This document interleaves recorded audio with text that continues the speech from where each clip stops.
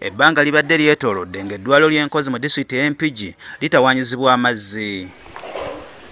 Okusinziira ku basawo ko n'abalwadde, emirimu gisikatira bitagambika olw'amazzi agatamala, kyokka nga buli lukya omuwendo gw'abalwadde gweyongera.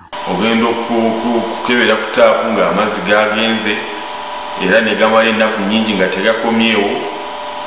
Twali tulina aba yunivasite nga batusapulayinga amazzi naye kapasite yaffe ng'eddwaliro yeeyongera.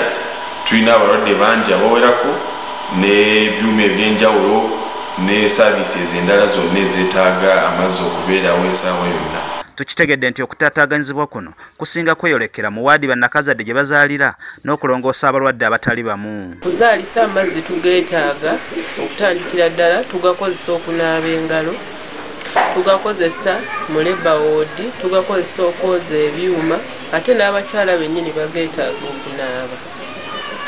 So, senga tuba tetugalina kituleetera obuzibu engeri y'okwatamu ebintu ebyo. Tuzaalisa abakyala abalinga abasuuka mu 10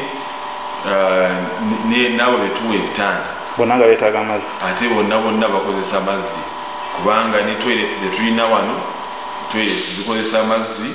Kakati buli lwenga tebalina mazzi kitegeeza ne bills zeeyongera eziteekebwa ku balwadde kubanga eddwaliro ate amazzi ligajja wala okubanga gye ligajja likozesa ssente nnyingi kati ate ssente ezo ennyingi costs zidda ku biruzi z'abalwadde. Kati olwaleero aba Rotary Club ya Kampala 7 Hills nga bakulembeddwa mu pulezidenti waabwe Jeremy Mujuni badduukiridde eddwaliro lino ne pulojekiti ebalirirwamu obukadde obusoba mu 7.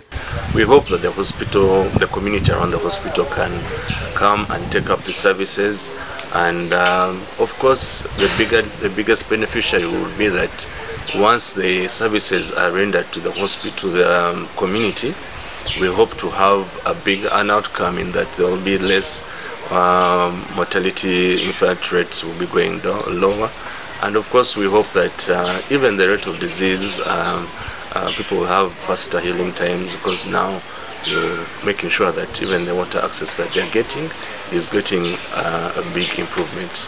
Mu ngeri ey'enjawulo n'abalwadde abateesobola abava mu maka 2 baakuyambibwa eddwaliro lino nga bakolagana ne Rotary Club eno mu nkola etuumiddwa Community Health Scheme nga bafuna obujjanjabi obw'obwereere.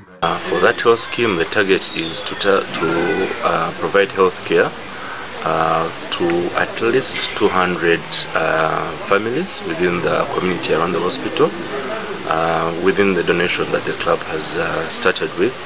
So this will be an annual contribution. We hope to start this and have it carry on with the years going on, and hopefully it can keep growing bigger and bigger. Bakunkole eno omuntu ojja ne weewandiisa n'osasula akasente akatonotono.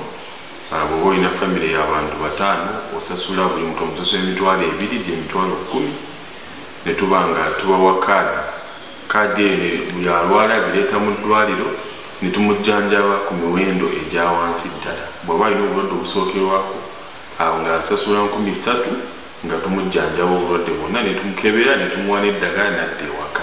Ebbula ly'amazzi mu malwaliro ag'enjawulo kizibu ky'amaanyi wabula nga kisinga kuva ku ssente ezigasasula okuba ennyingi, agamu okuba amakyafu, ekikosa abalwadde n'abajjanjabi, so nga waliwo abasawo naddala bakola ku bakyala bagamba nti ebizibu bibasanga olw'obutaba na mazzi tebirojjeka.